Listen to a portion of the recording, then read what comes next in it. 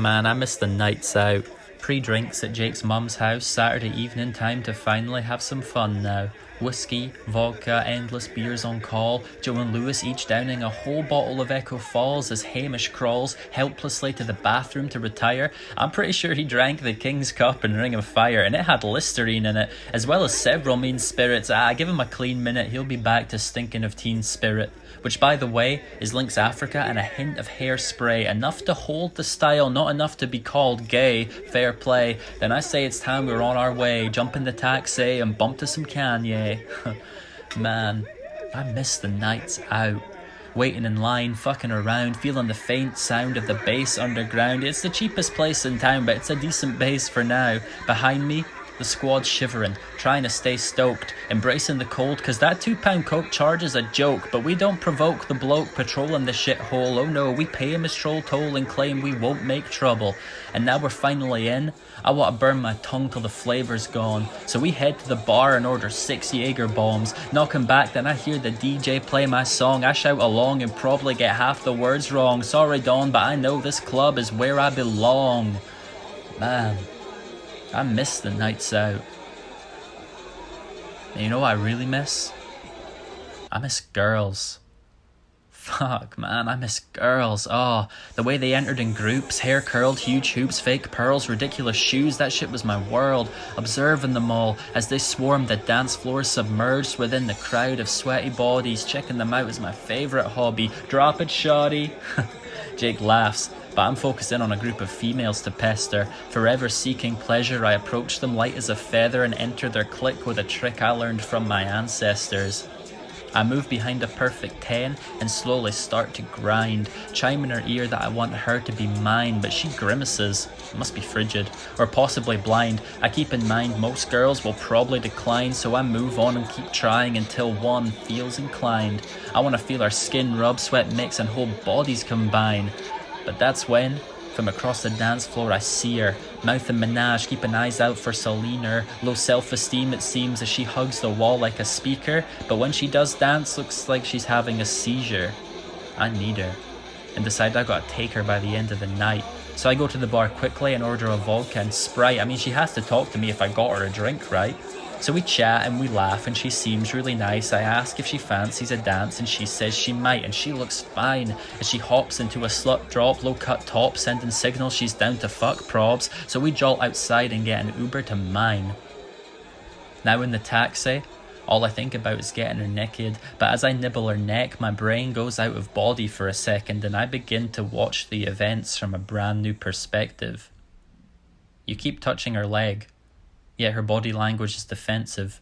When the Uber arrives, you drag her out so intense and forget to check if the taxi was even expensive. You're relentless. Obsessed with sex, but she's drunk. Don't forget this. Get her up the steps. It's not too late to prevent this. Offer her a glass of water, man. Start to amend this. But as the door closes, no. You're immediately on her. You briefly perceive how much stronger you are than her, but she's kissing back. It's fine. You're not crossing the line, right? She came with you inside. Clearly she wants a good night.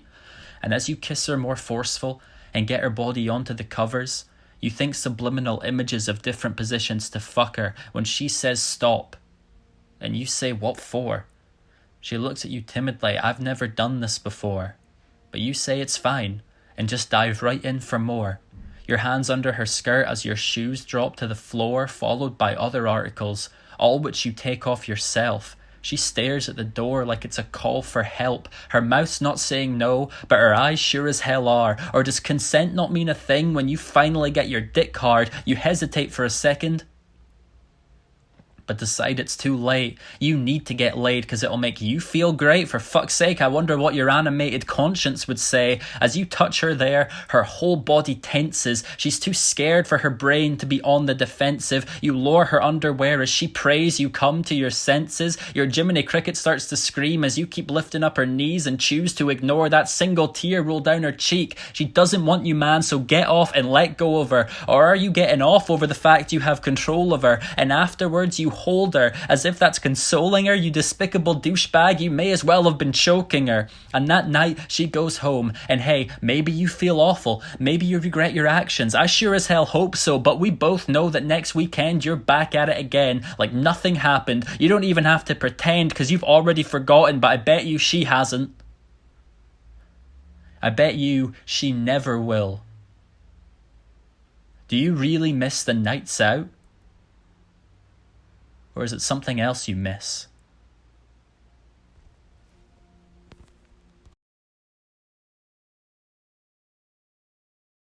You tell your friends and they defend what you did. Hell, some even commend it. Man, I can't comprehend this. Is it narcissism, insecurities, delusions of friendliness that makes men behave like this? It's craziness, and grasping the sidelines, holding on tight, is laziness. It's not enough to respect women. You need to speak out against those who don't. Be sure to encourage and educate those who won't, because they don't feel safe. And that's our fucking fault. Every woman's experienced some kind of harassment or assault, and maybe it wasn't you, but it was probably someone you know. Are you so perfect you reject an opportunity to grow? So perfect you've never used your gender to your advantage? I go for walks at my leisure. I sure take that for granted. My mates used to make rape jokes as if that didn't do damage. Society is rooted in victim shaming, where our own police force have taken to blaming what she was wearing, and I can't stop staring at this fucking mess of a system. All the injustice and division, it'd take too long to list them, but moving forward, I know more men will begin to listen. My mission is no longer to avoid problems, but stop them. We're robbing sexuality. We should be letting it blossom, because no one's without blame. I assure you, you've got some. And if you stand and claim all other men are the problem, well, I hate to break it to you, dude, but I think you missed one.